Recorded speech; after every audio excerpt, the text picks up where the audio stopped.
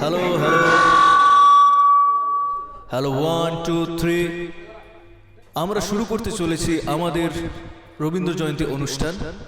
আমরা প্রথমেই মঞ্চে ডেকে নেব আমাদের পাড়ার ছোট্ট মেয়ে বুলটিকে আবৃত্তি করার জন্য।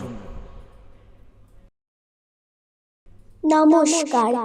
বিশ্বকবি রবীন্দ্রনাথ ঠাকুরের লেখা কবিতা প্রশ্ন।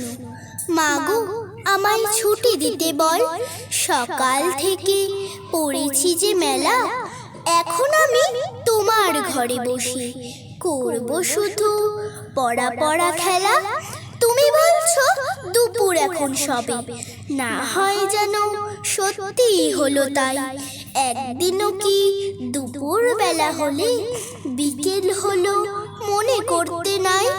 আমি তো বেশ ভাবতে পারি মনে, সূর্য ডুবে গেছে মাঠের শেষে, বাগদি বুড়ি চুবড়ি ভরে নিয়ে শাক তুলেছে পুকুর ধারে এসে।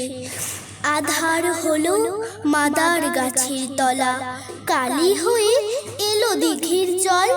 হাটের থেকে সবাই এলো ফিরে, মাঠের থেকে এলো চাষির দল।